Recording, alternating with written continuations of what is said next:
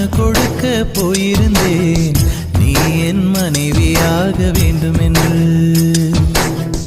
ஆண்டு பல காத்திருக்க வேண்டும் என்று அவன் சொன்னான், ஆயுள் வரை காத்திருப்பேன் என்று நானும் சொல்லி வந்தேன். என் ஆசை நிறை